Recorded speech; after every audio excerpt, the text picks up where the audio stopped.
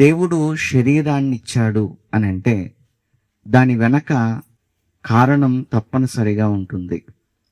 మనం ఏ పని చేసినా ఒక డిజైన్ ఉంటుంది కదండి, ఒక డిజైన్ ఉంటుంది. ఏ కంపెనీ అయినా సరే, ఏ వస్తువైనా చేయాలి అనుకుంటే ఒక డిజైన్ వాళ్ళు ముందుగా రూపొందిస్తారు.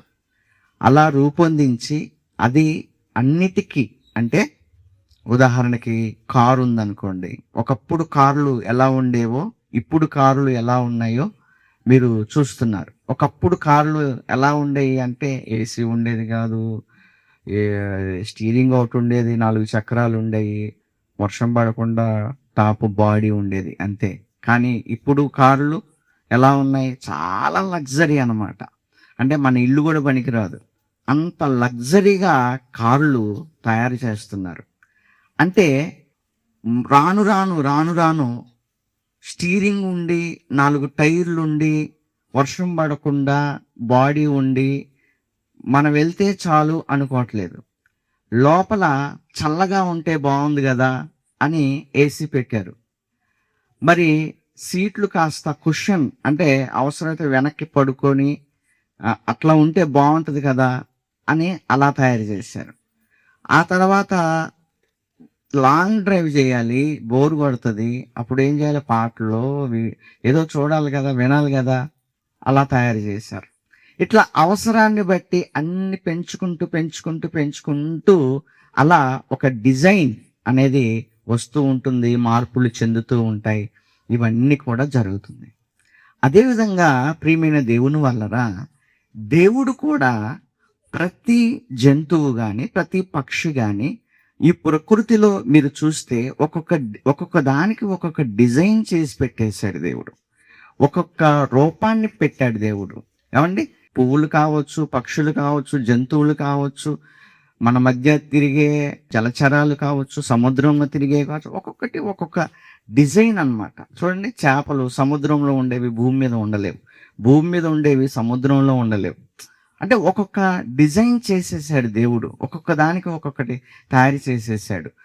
ఆకాశంలో నక్షత్రాలు కూడా వేరు వేరు రూపాలు అని చెప్పాడు దేవుడు. ఇట్లా ప్రతిదీ కూడా దేవుడు ఒక్కొక్క డిజైన్ చేశాడు. అలాగే మనిషికి కూడా దేవుడు ఒక డిజైన్ చేశాడు. అర్థమైందా? మనిషిని చేసేటప్పుడు కూడా దేవుడు ఒక డిజైన్ చేశాడు. ఏంటి ఆ డిజైన్ అంటే, ఒక పురుషుడు, ఒక స్త్రీ, స్త్రీ నిర్మాణము, పురుషుని నిర్మాణము, ఒక డిజైన్ చేశాడు దేవుడు. ఆ రోజు నుంచి ఈ రోజు వరకు, ఆ రోజు నుంచి అంటే ఆదాము దగ్గర నుంచి అవ్వ దగ్గర నుంచి మనం చూస్తే మనుషుల ఆకారంలో రూపాలు కాదు, ఆకారంలో ఏ చేంజెస్ లేవు, ఎలాంటి చేంజెస్ లేవు, ఎలాంటి మార్పులు లేవు. జన్యు లోపాల వలన కొన్ని జరుగుతూ ఉంటాయి, అది తీసి పక్కన పెట్టండి, అది సాధారణమైన విషయం కాదు. జనరల్గా చెప్తున్నా, ప్రపంచవ్యాప్తంగా మనిషి అన్నవాడు ఒక పురుషుడుగా, ఒక స్త్రీగా ఒకటే డిజైన్. అర్థమైందా? ఒకటే డిజైన్, అలాగే పుడతారు, అలాగే బ్రతుకుతారు. అంటే ఈ డిజైన్ అనేది దేవుడు మనిషికి చేశాడు. జంతువులు వేరే రూపాల్లో ఉన్నాయి, పక్షులు వేరే రూపాల్లో ఉన్నాయి, ఏమండి, సృష్టి రకరకాల రూపాల్లో ఉన్నాయి. కానీ మనిషికి దేవుడు ఒక రూపం ఇచ్చాడు. ఇదిగో పురుషుడు ఇలా ఉండాలి, స్త్రీ ఇలా ఉండాలి అని దేవుడు ఏం చేశాడంటే ఒక డిజైన్ చేశాడు. అర్థమైందండి? ఇకపోతే శాస్త్ర ప్రపంచం మనిషిని దేవుడు చేశాడు అంటే ఒప్పుకోదు. అర్థమైందా? మనిషిని దేవుడు చేశాడు అంటే శాస్త్రం ఒప్పుకోదు. శాస్త్రం ఏమంటది అని అంటే, ఇదిగో రకరకాల రూపాలలో నుండి మనిషి రూపం వచ్చింది అని శాస్త్రం అంటది. రకరకాల రూపాల్లో నుండి మనిషి రూపం వచ్చింది. చివరిగా మనిషి రావటానికి వచ్చిన రూపం ఏంటి అని అంటే కోతి. అంటే కోతి రూపంలో నుండి మనిషి రూపంలోకి మనిషి ఆకారం అనేది వచ్చింది అని శాస్త్రం చెప్తుంది. అలాగా దానిని ఏమన్నారు అని అంటే జీవ పరిణామ సిద్ధాంతం అన్నారు. అయితే ఈ మధ్య కాలంలో ఒక న్యూస్ వచ్చింది. ఏంటి ఆ న్యూస్ అంటే, మనిషి శరీరంలో లోపాలు. ఏటండి? మనిషి శరీరంలో ఏమున్నాయట? లోపాలు ఉన్నాయట. ప్రకృతి చేసిన సర్దుబాటు. అంటే ఈ ప్రకృతిలో మనిషి జీవిస్తున్నప్పుడు మనిషి శరీరంలో లోపాలు ఉన్నాయి అంటున్నారు. మనిషి శరీరంలో ఏమున్నాయట అండి? లోపాలు ఉన్నాయట. అందుకే మనిషికి రోగాలు వస్తున్నాయి. అర్థమైందా? మనిషికి రోగాలు వస్తున్నాయి. కొన్ని చదువుతాను, దాన్ని వివరిస్తాను. మానవ శరీరం అద్భుతమైన నిర్మాణమే కావచ్చు, కానీ అది ఒక పర్ఫెక్ట్ ఇంజనీరింగ్ డిజైన్ మాత్రం కాదు. అంటే దేవుడు చేశాడు అనేది వీళ్ళు ఒప్పుకోరు. కాబట్టి మనిషి దేహం అనేది, మానవ నిర్మాణం అనేది నిర్మాణం గొప్పదే, కానీ ఆ డిజైన్లో లోపాలు ఉన్నాయంట. ఏమండి? లోపాలు ఉన్నాయి. అది చెప్తున్నారు. లక్షలాది సంవత్సరాలుగా సాగిన జీవ పరిణామ క్రమంలో కాలానికి అనుగుణంగా జరిగిన కొన్ని సర్దుబాట్లు వల్లే మన శరీరంలో కొన్ని లోపాలు ఉండిపోయాయని తాజా అధ్యయనం ఒకటి చేసింది. ది కాన్వర్జేషన్ సైన్స్ డైలీ పత్రికలో ప్రచురితమైన పరిశోధనల ప్రకారం మనం నిత్యం ఎదుర్కొనే నడుము నొప్పి, కాన్పు కష్టాలు, పంటి నొప్పులు, కొన్ని రకాల నరాల బలహీనతలకు మన పూర్వీకుల నుంచి వారసత్వంగా వచ్చిన శరీర నిర్మాణ మార్పులే కారణమని శాస్త్రవేత్తలు తేల్చారు. ప్రకృతి అనేది ఉన్న డిజైన్ను పూర్తిగా తుడిచేసి కొత్తగా సున్నా నుంచి ఏది సృష్టించదని, పాత నిర్మాణాల పైననే చిన్న చిన్న మార్పులు చేసుకుంటూ వెళ్తుందని ఈ అధ్యయనం వివరించింది. అంటే ఒక రూపంలో నుండి మరొక రూపంలోకి మానవ ఆకారం అనేది వచ్చింది. ఆ రూపాన్ని మార్చుకునే క్రమంలో పూర్తి డిజైన్ రాలేదట, పర్ఫెక్ట్ డిజైన్ రాలేదట. అలా పర్ఫెక్ట్ డిజైన్ ఎందుకు రాలేదు అని అంటే, ఒకేసారి మనిషి పుట్టలేదు, ఆయా మార్పులు చేసుకుంటూ మనకి ఈ ఆకారం వచ్చింది. చివరిగా వచ్చిన ఆకారం ఏంటంటే కోతి. అంతకుముందు వేరే రూపం, అంతకుముందు వేరే రూపం, ఇలా రూపాలు మార్చుకుంటూ వచ్చిందే మానవ దేహం. కాబట్టి ఇలా మార్చుకునే క్రమంలో సరైన డిజైన్ రాలేదు. ఎందుకు అని అంటే, మనకు నడువు నొప్పి వస్తూ ఉంటుంది కదండి. నడువు నొప్పి ఎందుకు వచ్చింది అని అంటే, అంతకుముందు మనిషి అనేవాడు కోతి నుండి వచ్చాడు కాబట్టి, అంతకుముందు వాడు ఇంకొక రూపంలో ఉన్నాడు కాబట్టి, మనిషికి నడువు నొప్పి ఎందుకు వస్తుందంటే, మన వెన్నుముక నిర్మాణం అనేది కరెక్ట్గా లేదు. అంతకు ముందు 4 పాదాలతో నడిచేవాడు మనిషి. ఏ పాదాలతో నడిచేవాడు? 4 పాదాలతో నడిచేవాడు. 4 పాదాలతో నడిచేవాడు కాస్త అలా కొంచెం అలా వంగి నడిచే రూపం, కొంచెం అలా నిలబడే రూపం. మీరు అప్పుడప్పుడు డార్విన్ సిద్ధాంతంలో రూపాలు చూస్తారు కదా, అలా రూపం మార్చుకుంటూ ఇలా రెండు కాళ్ళతో నిలబడేసరికి వీడికి నడువు నొప్పి వచ్చింది అంటున్నారు. అర్థమైందా? వీడికి నడువు నొప్పి ఎందుకు వచ్చిందంటే, వీడు వంగి నడిచేవాడు కాస్త, 4 పాదాలతో నడిచేవాడు కాస్త అలా లేచి 2 కాళ్ళతో ఇప్పుడు నడుస్తున్నాడు కాబట్టి వీడికి నడువు నొప్పి వచ్చింది అంటున్నాడు. అయితే నేనేమంటానంటే, ఒరే ఓ పని చేయరా, నువ్వు 4 కాళ్ళతో నడువు ఈ రోజు నుంచి, నీకు నడువు నొప్పి రాదు, ఏం రాదు. అంతే కదా. ఇప్పుడు 4 కాళ్ళతో నడితే నడువు నొప్పి రాదు అంటున్నావు కదా, కాబట్టి నువ్వు పని చేయి.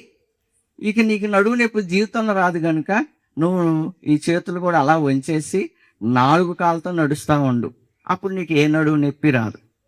ఇలా కొన్ని రాశారండి, అవన్నీ చెప్పడానికి టైం లేదు కాబట్టి. నడువు నొప్పి ఎందుకు వస్తుంది, స్త్రీ ప్రసవం ఎందుకు కష్టం అవుతుంది, అప్పుడప్పుడు జ్ఞానదంతాలు ఇది అంటారు కదా, వాటిని ఎందుకు తీసేయాల్సి వస్తుంది, ఏమండి, ఇలాంటివన్నీ కొన్ని రాశారు. అంటే టోటల్గా వీళ్ళు చెప్పేది ఏంటి అని అంటే, మానవ నిర్మాణం అనేది పర్ఫెక్ట్ డిజైన్ కాదు. అందుకే మనిషికి లోపల అనేకమైన అవయవాల పనితీరు బాగోక వాళ్ళకి ఇలాంటి ప్రాబ్లమ్స్ అన్నీ వస్తున్నాయి. కాబట్టి ఈ పరిణామంలో ఏదో ఒక రోజు ఎప్పుడో ఒకసారి వీడికి పర్ఫెక్ట్ డిజైన్ వచ్చిద్ది అనుకుంటున్నారు అమాయకులు. ఏమండి, ఇప్పుడు వాడిని తీసి పక్కన పెట్టిన మనకు అనవసరం. దేవుడి దగ్గరకు వద్దాం. దేవుడు మనిషిని చేశాడు కదా, మట్టి నుండి మానవ దేహాన్ని దేవుడు చేశాడు. నేలమంటి నుండి నరుని నిర్మించి అని రాయబడింది. వానిని చూడండి, ఆదికాండం ఒకసారి మనం చూడగలిగితే మనందరికి తెలిసిన మాట అది. ఏమంటే 1వ అధ్యాయము మనం చూడగలిగితే 27వ వచనం, నరుని సృజించెను, దేవుని స్వరూపమందు వారిని సృజించెను, స్త్రీని గాను పురుషుని గాను వారిని సృజించెను. దేవుడు పర్ఫెక్ట్ డిజైన్ చేశాడు రా బాబు. పర్ఫెక్ట్ డిజైన్ అది దేవుడు చేశాడు. అది ఆ నిర్మాణం దేవుడు చేశాడు. అర్థమైందా?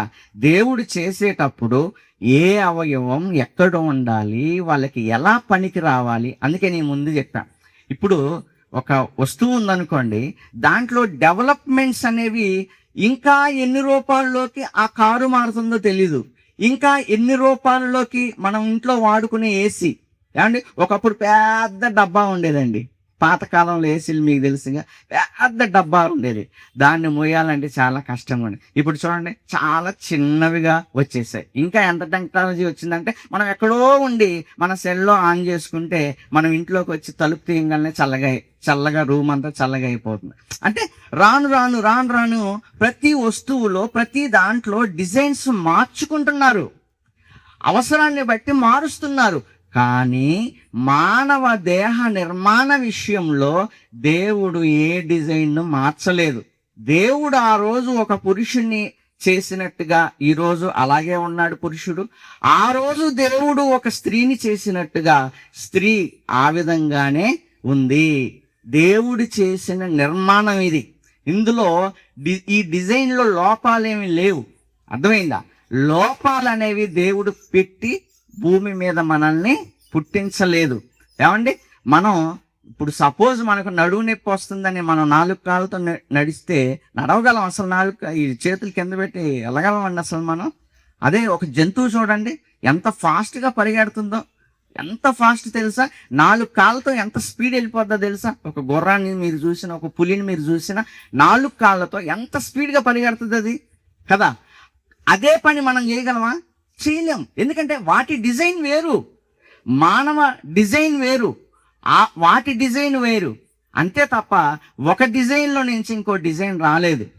దేవుడు మనిషిని చేసినప్పుడే పర్ఫెక్ట్ డిజైన్తో దేవుడు చేశాడు. మీరు అనుకుంటున్నవి మీకు అర్థం కాని విషయాలే తప్ప దేవుడి నిర్మాణంలో ఎలాంటి లోపాలు లేవు. ఇకపోతే మనిషి జంతువు కంటే గొప్పోడు. చూడండి ఒకసారి యోబు గ్రంథంలో మనం చూడగలిగితే 35వ అధ్యాయము 11వ వచనం, భూ జంతువుల కంటే మనకు ఎక్కువ బుద్ధి ఉంది. భూ జంతువుల కంటే ఏమిచ్చాడు దేవుడు? మనకి ఎక్కువ బుద్ధి ఇచ్చాడు. ఆకాశ పక్షుల కంటే మనకు ఎక్కువ జ్ఞానం ఉంది. అందుకే ఈ రోజుకి మనం కట్టుకుంటున్న ఇళ్ళు అవి కట్టుకోలేవు. ఈ రోజుకి మనం తయారు చేసుకుంటున్న వస్తువులు అవి ఏవి తయారు చేసుకోలేవు. అర్థమైందా? ఏ పక్షిని చూసినా, ఏ జంతువుని చూసినా మనిషి జంతువు ఒకటే అంటున్నారు. చాలా తప్పు. మనిషి వేరు, జంతువు వేరు. మనిషి వేరు, ప్రకృతిలో ఉన్న జీవరాశులు వేరు. ఈ రోజు మనం అనుభవిస్తున్న ఈ సుఖం, లేదా ఈ రోజు మనం అనుభవిస్తున్న ఈ టెక్నాలజీ, ఈ రోజు మనం అనుభవిస్తున్నటువంటి సకల పరిస్థితులు ఏది జంతువుకు లేదు, ఏది పక్షికి లేదు. అవునా కాదా? కనుక వాటిని మనల్ని పోల్చేయకూడదు, తప్పది. ఎందుకంటే దేవుడు వాటి డిజైన్ వేరు, అలాగే దేవుడు మనిషికి ఇచ్చిన డిజైన్ వేరు. ఏమండి, అందుకే దేవుడు బైబిల్లో రాయించేసాడు ఏమనంటే, ఇదిగో వాటికంటే మనకేముంది? ఎక్కువగా బుద్ధి ఉంది. వాటికంటే మనకి ఎక్కువగా ఏముంది? జ్ఞానం ఉంది అని దేవుడు తెలియచేశాడు. అర్థమైందండి? కనుక ఈ భూమి మీద ఉన్న సకల జీవరాశుల కంటే కూడా మనిషి శ్రేష్ఠుడు, మనిషి గొప్పవాడు. ఎందుకంటే మనిషి దేవుని కుమారుడు కనుక. ఆదాము దేవుని కుమారుడు, ఆదాము దేవుని కుమారుడు. ఆదాములో నుండి వచ్చిన మనమంతా కూడా దేవుని స్వరూపాలు, దేవుని పోలికే తప్ప మన డిజైన్లో ఎలాంటి లోపము లేదు. అర్థమవుతుందండి? కనుక ప్రియమైన దేవుని వల్లరా, అయితే మనకు కావాల్సింది ఈ పాయింట్స్ కాదు, మనకు కావాల్సింది ఆ పాయింట్స్ కాదు. ఏదో తెలుసుకోవాలి కాబట్టి తెలుసుకున్నాం, కానీ మనకు కావాల్సిన పాయింట్స్ ఏంటో తెలుసా? ఈ దేవుడిచ్చిన ఈ మంచి డిజైన్, ఈ మంచి ఆకారం, ఈ మంచి నిర్మాణం ఎందుకు చేశాడు? అర్థమైందా? ఎందుకు చేశాడు? ఏ ఉద్దేశంతో చేశాడు? మనం ఏం చేస్తున్నాం? ఇది మనకు కావాలి. కొరింథీయులకు రాసిన మొదటి పత్రికల్లో రాయబడినటువంటి మాట 12వ అధ్యాయము 18వ వచనం. అయితే దేవుడు అవయవములలో ప్రతి దానిని తన చిత్త ప్రకారము శరీరములో ఉంచెను. ఇదండి దేవుడు చేసిన డిజైన్లు, అసలు లోపం లేదండి. నిజంగా ఎంత చక్కని నిర్మాణం తెలుసా ఏమండి? ఈ నిర్మాణం గురించి నిజంగా మన ఆత్మీయ తండ్రి గారు ఆయనే చెప్పాలి, అంత గొప్పగా చెప్తాడు ఏమండి. ఎందుకంటే ఈ నిర్మాణం ఎంత గొప్పది అని అంటే, ఈ నిర్మాణం కంటే గొప్పది ఇంకెక్కడా లేదు కనుక. ఏమండి, ఒక మాట చెప్తాను. మన తలలో నుంచి అరిపాదాల వరకు నరాల వ్యవస్థ ఉంటుంది, నరాల వ్యవస్థ. ఈ నరాలన్నీ ఒక్కొక్కటి తీసి ఒలుచుకుంటూ లైన్లో పెట్టుకుంటూ పోతేనట, నడినెత్తి దగ్గర నుంచి అరిపాదాల వరకు ఉన్న ఈ నరాలన్నిటినీ ఒక్కొక్కటి తీసి అలా పరుచుకుంటూ వెళ్తే ఈ భూమిని 2 సార్లు 3 సార్లు చుట్టి వస్తాయట. అర్థమైందా? ఈ భూమి, మనం ఉన్న ఈ భూమి ఎంత పెద్దదండి? ఎన్ని దేశాలండి? 250 పైగా దేశాలు, సముద్రాలు, అడవులు, ఎడారులు, పర్వతాలు ఎన్నో ఉన్నాయి. భూమి చాలా పెద్దది.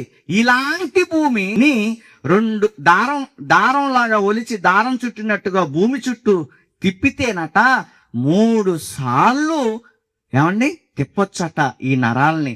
అన్ని నరాల్ని ఈ 6 అడుగులో 5 అడుగుల్లో పెట్టాడు దేవుడు. చూడండి, ఇక ఏంటి డిజైన్ మీరు ఆలోచించండి. అన్ని నరాలను, భూమిని 3 సార్లు చుట్టూ వచ్చే నరాలను ఈ 5-6 అడుగుల మానవ దేహంలో దేవుడు పెట్టాడు. అలా డిజైన్ చేశాడు దీన్ని. ఈ డిజైన్ చాలా గొప్పది. జంతువులకి మనకున్న తేడా అంటే తెలుసా? అవి మాట్లాడలేవు, కానీ మనము మాట్లాడగలం. దేవుడు జంతువు మీరు ఒకటే అని, ఏ బుద్ధి లేనోడు ప్రపంచంలో ఎవడో ఒకడు డార్విన్ లాంటి వాడు వస్తాడని దేవుడు ఒక డిఫరెన్స్ పెట్టాడు. అర్థమైందా? ఏంటి ఆ డిఫరెన్స్ అంటే, ఒరే ఏ జంతువు కానీ ఏ పక్షి కానీ మాట్లాడదు, కానీ ఎవరు మాట్లాడతాడు? మనిషి మాట్లాడతాడు. అర్థమైందా? మనిషి మాట్లాడతాడు. మనిషికున్న జ్ఞానం వేరు, మనిషికున్న తెలివితేటలు వేరు, మనిషికున్న విజ్ఞానం వేరు. చెప్పుకుంటూ పోతే ఇప్పటికీ అర్థం కావట్లేదు. ఆ చెత్త పుస్తకాలు చదువుకుని అవే నిజం అనుకుంటున్నారంటే మీ అంత బుద్ధి లేనోళ్ళు ఇంకెవరో లేరు. ఒక పక్క మనిషిని చూస్తున్నారు, జంతువుని చూస్తున్నారు. ఒక పక్క మనిషి విజ్ఞానాన్ని చూస్తున్నారు, జంతువులకున్న పరిస్థితులు చూస్తున్నారు, పక్షులకున్న పరిస్థితులను చూస్తున్నారు. అయినా వాటికంటే మనిషి గొప్పవాడు అనే విషయం మీకెవ్వరికి ఇంకా అర్థం కావట్లేదంటే మీ తలలో మెదడు లేదని అర్థం, ఆలోచించే విజ్ఞానం లేదని అర్థం. అర్థమైందా? కనుక ప్రియమైన దేవుని వల్లరా, ఇలా మనం ఆలోచించుకుంటూ వెళ్ళిపోతే మనిషి నిర్మాణం అద్భుతమైన నిర్మాణం. మనిషి నిర్మాణం వేరు, జంతువు నిర్మాణం వేరు. ఇంతవరకు ఇంత జ్ఞానం ఉన్న ఈ ప్రపంచంలో ఏ కుక్కతోనైనా ఏ పిల్లితోనైనా మాట్లాడించండి రా బాబు, ఏ జంతువుతోనైనా మాట్లాడించండి. ఇంత టెక్నాలజీ వచ్చింది కదా, ఇంత వైద్య పరిజ్ఞానం పెరిగింది కదా. ఏ జంతువుతోనైనా ఏ పక్షితోనైనా మాట్లాడించండి, నేర్పించు. అది పుట్టినప్పటి నుంచి నేర్పించు, మాటలు చూద్దాం. ఆలోచించాలి. అంటే మనిషిని దేవుడు చేశాడు, మనిషి డిజైన్ వేరు.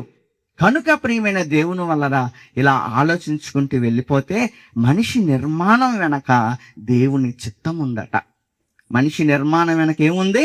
దేవుని చిత్తం ఉంది. అదే చెప్తున్నాడు ఇక్కడ. ఏమని చెప్తున్నాడండి? మళ్ళీ చదువుదాం ఆ మాట. 18వ వచనం. దేవుడు అవయవములలో ప్రతి దానిని తన చిత్త ప్రకారముగా శరీరములో ఉంచాడు. తన చిత్తం, ఆయన చిత్తాన్ని డిజైన్ లోపం అంటావా? ఈ డిజైన్ల లోపం ఉందంటావా? ఆయన చిత్త ప్రకారంగా చేశాడట. ఈ శరీర నిర్మాణం వెనక ఆయన చిత్తం ఏంటో తెలుసా అండి? ఇదిగో ఈ భూమి మీద మనం దేవుని పిల్లలుగా బ్రతకాలని. అర్థమైందా? దేవుని స్వరూపాలతో, దేవుని పోలికతో ఈ భూమి మీద ఏమండి ఆయన రూపాలుగా మనం పెరగాలని యేసుక్రీస్తు వారు ఉన్నారు. 2000 సంవత్సరాల క్రితం ఈ లోకానికి వచ్చారు. ఆయన ఒకటే చెప్పాడు, మీకు తండ్రిని చూపించాలా? అయితే నన్ను చూడండి అన్నాడు. నన్ను చూసిన వాడు తండ్రిని చూసినట్టే అన్నాడు. దేవుణ్ణి చూడాలా మీరు? నన్ను చూస్తే మీరు దేవుణ్ణి చూసినట్టే. అంటే దేవుడికి ఆకారం ఇస్తే ఈ భూమి మీద ఎలా బ్రతుకుతాడో అలా బ్రతికి చూపించాడు ప్రభువైన యేసుక్రీస్తు వారు. ప్రియమైన దేవుని వల్లరా ఈ భూమి మీద ఆయన చిత్తం మనం నెరవేర్చాలి. ఆయన ఇష్టాన్ని భూమి మీద నెరవేర్చాలి. అపోస్తలుడైన పౌలు గారు దెస్సలోనికలకు రాసిన మొదటి పత్రిక మనం చూడగలిగితే 4వ అధ్యాయము 5వ వచనాన్ని చదువుదాం. చివరి మాట, తన ఘటమును అంటే శరీరాలను ఎట్లు కాపాడుకొనవలెనో అది ఎరిగి ఉండుటయే దేవుని చిత్తం. అంటే మీ శరీరాలను మీరు కాపాడుకోవాలట. మళ్ళీ చదువుదాం ఆ మాట. తన ఘటమును ఎట్లు కాపాడుకొనవలెనో అది ఎరిగి ఉండుటయే దేవుని చిత్తం. అంటే మన దేహాన్ని మనం ఎలా కాపాడుకోవాలి? ఇందులో 2 అర్థాలు వస్తాయి. ఒకటి, మంచి ఆహార పదార్థాలు తింటే, వ్యాయామం చేస్తే, లేకపోతే ఏమండి సరైనటువంటి నిద్రపోతే, ఇలాంటివి చేస్తే మన శరీరం బాగుంటుంది. ఓకే, అది ఒక పద్ధతి. రెండోది ఏంటో తెలుసా? ఇదిగో ఈ శరీరానికి లోక మాలిన్యము అంటకుండా ఈ భూమి మీద మన దేహాన్ని, మన కంటిని ఎలా కాపాడుకోవాలి? ఎలా కాపాడుకోవాలంటే టీవీ ఎక్కువగా చూడకూడదు, సెల్ ఎక్కువగా చూడదు, ఇది వేరు. అర్థమైందా? అదేంటి అని అంటే వాటి వల్ల నీ కళ్ళు పాడైపోతాయి, అది వాస్తవం. అలా కాదు, ఆ కంటితో ఏం చూడకూడదు, ఆ చెవితో ఏం వినకూడదు, ఆ నోటితో ఏం మాట్లాడకూడదు, ఈ చేతులతో ఏం చెయ్యకూడదు, ఈ కాళ్ళు ఎక్కడికి పరుగులు తీయకూడదు, ఎక్కడికి వెళ్ళాలి, ఎక్కడికి వెళ్ళకూడదు, ఏం చెయ్యాలి, ఏం చెయ్యకూడదు, ఏం మాట్లాడాలి, ఏం మాట్లాడకూడదు, ఏం చూడాలి, ఏం చూడకూడదు. వాళ్ళ దేహాలను కాపాడుకొనుటయే దేవుని చిత్తం. అర్థమవుతుందా? మీకు తెలుసా? మనకు తెలుసా మన దేహాలను ఎలా కాపాడుకోవాలో? ఇలా యేసుప్రభు కాపాడుకున్నాడు. అర్థమైందా? ఇలా యేసుక్రీస్తు వారు చేశారు. ఆయన ఘటమును ఆయన కాపాడుకున్నాడు. భూమి మీద ఏ పాపం లేకుండా ఆయన జీవించాడు. అర్థమైందా? ఇది మన జీవితాన్ని మనం కాపాడుకోవాలి. ఇది ఒక కోణం. రెండో కోణాన్ని మనం ఆలోచిస్తే అక్కడికే వెళ్దాం. కొరింథీయులకు రాసిన మొదటి పత్రిక 12వ అధ్యాయం 12వ వచనం చూద్దాం. 12వ వచనం, ఎలాగు శరీరం ఏకమై ఉన్ననో అనేకమైన అవయవములు కలిగి ఉన్నవో, అనేకమైన అవయవములు కలిగి ఉన్నవో, ఏలాగు శరీరము యొక్క అవయవములన్నీ అనేకములై ఉన్నను ఒక్క శరీరమై ఉన్నదో అలాగే క్రీస్తు ఉన్నాడు. ఎందుకు దేవుడు ఇన్ని అవయవాలు చేశాడు? ఒక శరీరాన్ని పెట్టాడు, ఇన్ని అవయవాలు చేశాడు. బాగా ఆలోచించండి. శరీరం ఒక్కటే, అవయవాలు వేరు వేరు. శరీర నిర్మాణం వెనక దేవుని చిత్తం. శరీర నిర్మాణం వెనక దేవుని చిత్తం. ఏంటి దేవుని చిత్తం? మన శరీరాన్ని మనం కాపాడుకోవటం దేవుని చిత్తం. అలాగే మన దేహ నిర్మాణం వెనక ఆయన చిత్తం ఏంటో తెలుసా? శరీరం ఒక్కటే కానీ దేహాలు వేరు వేరు, అనేకములై ఉన్నవి. అంటే దీని ద్వారా దేవుడు ఏమి నేర్పిస్తున్నాడో తెలుసా? దేవుడు ఒక శరీరాన్ని ఇచ్చి ఇన్ని అవయవాలు ఎందుకు ఇచ్చాడో తెలుసా? ఇన్ని అవయవాలు ఎందుకు ఇచ్చాడో తెలుసా? ఎందుకు ఇచ్చాడంటే ఒకటే శరీరం, అవయవాలు వేరు వేరు. రానున్న కాలంలో వేరు వేరు దేశాల్లో మీరుంటారు. ఏ దేశంలో ఉన్నవారైనా ఇదిగో నా పిల్లలే. ఏ దేశంలో మీరు ఉన్నవారైనా ఒకటే మనసు ఉండాలి. మీరు రానున్న కాలంలో మనుషులు కులాలు పెట్టారు కనుక రకరకాల కులాల్లో మీరు పుడతారు. రకరకాల కులాల్లో మీరు పుడతారు. కాబట్టి మీరు ఏ కులంలో పుట్టినా మీరంతా ఒక్కటే. మీరు ఏ మతంలో ఉన్నా మీరంతా ఒక్కటే. మీరు ఏ ప్రాంతంలో ఉన్నా, వేరు వేరు ప్రాంతాలకు చెందిన, వేరు వేరు కుటుంబాలకు చెందిన, వేరు వేరు కులాలకు చెందిన, వేరు వేరు మతాలకు చెందిన, వేరు వేరుగా మీరు ఉన్నా మీరంతా ఒక్క శరీరమే. ఆ పాఠం నేర్పించటానికి కూడా దేవుడు ఈ డిజైన్ చేశాడు. చూద్దాం ఆ మాటలు ఒకసారి చదువుదాం. చూడండి ఒకసారి 13వ వచనం చూద్దాం. 13వ వచనం, ఎలాగనగా యూదులమైనను గ్రీసు దేశస్థులమైనను దాసులమైనను స్వతంత్రులమైనను మనమందరము ఒక్క శరీరములోనికి ఒక్క ఆత్మ ఎందే బాప్తిస్మము పొందితిమి. మనమందరము ఒక్క ఆత్మను పానము చేసిన వారమైతిమి. శరీరం ఒక్కటే అవయవముగా ఉండక అనేకమైన అవయవములుగా ఉన్నది. శరీరం మొత్తం ఒకే అవయవం కాదు కదా. కళ్ళున్నాయి, కాళ్ళున్నాయి, చేతులున్నాయి, చెవులున్నాయి, ముక్కుంది, నోరుంది, అందులో పళ్ళున్నాయి 32. ఏమండి ఎన్ని అవయవాలండి. లోపలికి వెళ్ళిపోతే గుండె, ఊపిరితిత్తులు, పేగులు, పెద్ద పేగులు అంటావు, చిన్న పేగులు అంటావు, 2 మెదడులు అంటావు. ఏమండి లోపలికి వెళ్ళిపోతే ఎముకలు అంటావు, నరాలు అంటావు, మాంసం అంటావు, కిడ్నీలు అంటావు, లివర్ అంటావు కదా. ఎన్ని అవయవాలు, ఎన్ని అవయవాలు, ఎన్నెన్ని అవయవాలు. ఏ అవయవం పని చేయకపోయినా నీ బాడీ సరిగ్గా ఉండదు. అర్థమైందా? ఏ అవయవం పని చేయకపోయినా నీ బాడీ సరిగ్గా ఉండదు. ఈ లోపల ఉన్న అవయవాలన్నీ పని చేయాలి.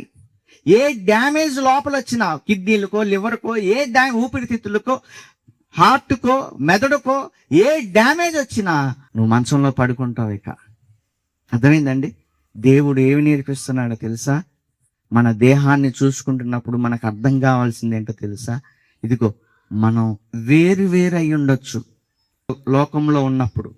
క్రీస్తులోకి వచ్చిన తర్వాత మనమంతా ఒక్కటే. మనమంతా ఒక్కటే. దేశం భేదం లేదు, కులం భేదం లేదు, మతం భేదం లేదు, ప్రాంతం భేదం లేదు, ధనిక పేదవాడు భేదం లేదు. దేవుడు శరీరం ఇవ్వటం వెనక, ఈ శరీరములో ఇన్ని అవయవాలు పెట్టడం వెనక రాబోతున్న తరాలకు దేవుడు నేర్పిస్తున్న పాఠం ఏంటో తెలుసా? మీరంతా నా పిల్లలు అనేది దేవుడు నేర్పిస్తున్నాడు. ఇంకోటి ఏంటో తెలుసా? ఏ అవయవం పని చేయకపోయినా శరీరం ఏ విధంగా అయితే డ్యామేజ్ అయిపోతుందో, నా పిల్లలుగా ఉన్న మీరు ఎవరు పని చేయకపోయినా, ఎవరు మాకు అవసరం లేదనుకున్నా, అదే చెప్తున్నాడు కింద. ఏమని? చెయ్యి కాలుని చూసి నువ్వు నాకు అవసరం లేదు అంది కదా, లేదా ఇంకొక అవయవం చూసి నువ్వు నాకు అవసరం లేదు అని అంది కదా. అది దేవుడు మనకు నేర్పిస్తున్నాడు. ఒకే శరీరం. ఏమని? ఎక్కడో అరికాలలో ముళ్ళుగుచ్చుకుంటే కళ్ళెమ్మటి నీళ్లు గారుతా ఉంటాయి. దీనికి ఏంటి కనెక్షన్ ఉందా? ఉంది, కనెక్షన్ ఉంది. కళ్ళు కింద లేకపోయి ఉండొచ్చు, పైనే ఉండొచ్చు, కానీ కింద గుచ్చుకున్న ముళ్ళు పైన కళ్ళల్లో నుంచి ఏమొస్తున్నాయి? నీళ్ళు వస్తున్నాయి. శరీర నిర్మాణం వెనక దేవుడి చిత్తం, దేవుడు నేర్పుతున్న పాఠాలు, దేవుడు నేర్పుతున్న మహావిజ్ఞానం ఏంటో తెలుసా? మనమంతా ఒక్కటిగా ఉండాలి. మనుషులు వేరు వేరు కాదు. మనుషులు వేరు వేరు కాదు. కులాలతో, మతాలతో, ప్రాంతాలతో ఏమండి చచ్చిపోతున్నారండి, చంపేసుకుంటున్నారు. ఏమండి ఎలాంటి విపరీత పరిస్థితులు యూట్యూబ్లో వచ్చినాక తిట్టుకుంటున్నారు కదా. ఎవరిని తిడుతున్నావు నువ్వు? నీ రూపంలో ఉన్న మరొక వ్యక్తిని తిడుతున్నావు నువ్వు. ఎవరి మీద నీ కక్ష? నీ రూపంలో ఉన్న మరొక వ్యక్తి. అతను కూడా ఒక అవయవం అని నువ్వు అనుకుంటే, ఆ అవయవం లేకపోతే నువ్వు కూడా బాధపడతావు కదా. ఏమండి చూడండి ఎన్ని పాఠాలండి దేవుడు నేర్పిస్తున్నాడు. మన శరీరం వెనక ఏంటి ఆయన చిత్తం? ఒక శరీరాన్ని ఇచ్చి ఇన్ని అవయవాలు పెట్టాడంటే ఎన్నో పాఠాలు అందులో నుంచి మనకు నేర్పిస్తున్నాడు. దేవుని చిత్తం ఈ భూమి మీద మనం నెరవేర్చటానికి ఇదిగో మనం ఇలా ఉండాలి అని చెప్తున్నాడు. చూడండి కిందకు వచ్చేసరికి 12వ వచనం చూద్దాం. ఎలాగు శరీరము ఏకమై ఉన్ననో అనేకమైన అవయములు కలిగి ఉన్నదో, ఎలాగు శరీరం యొక్క అవయములన్నీ అనేకమై ఉన్ననో ఒక్క శరీరమై ఉన్నవో, అలాగే క్రీస్తు ఉన్నాడు. క్రీస్తు అలా ఉన్నాడు. క్రీస్తులో ఉన్న మనం అలా ఉండాలి. అదండి దేవుడు నేర్పుతున్నాడు. కనుక అవయవ నిర్మాణం వెనక ఆ లోపం ఉంది, ఈ లోపం ఉంది, వాళ్ళు చూసుకుంటూ ఉంటారు. కానీ ఈ అవయవ నిర్మాణం వెనక ఏ లోపమో లేదు. కానీ మన దేహాన్ని బట్టి దేవుడు నేర్పుతున్న పాఠాలు ఏంటంటే, మీ దేహాన్ని చూసుకోండి ఒకసారి. మీ దేహంలో ఎన్ని అవయవాలు ఉన్నాయి.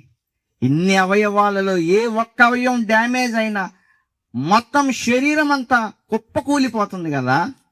సంఘంలో ఉన్న నువ్వు ఒక్కొక్క అవయవాని అయితే, అర్థమైందా? ప్రపంచవ్యాప్తంగా ఉన్న మనుషులు ఒక్కొక్క అవయవాలైతే ఏ అవయవం లేకపోతే ఆ శరీరం బాగుంటుంది చెప్పండి. కనుక మనమంతా ఒకటే ఆలోచన, ఒకటే భావం, ఒకటే ఉద్దేశంతో ముందుకు వెళ్ళాలి. మనమంతా దేవుని పిల్లలం అనేటువంటిది దేవుడు నేర్పిస్తున్నాడు. దేవుని చిత్తాన్ని మనకు తెలియజేస్తా ఉన్నాడు. కనుక దేవుని పిల్లలుగా మనమంతా ఆయన చిత్తాన్ని ఎరిగిన వారముగా ఆయన ఇష్టాన్ని ఈ భూమి మీద నెరవేరుద్దాం. కళ్ళు మూసుకోండి, ప్రార్థన చేసుకుందాం.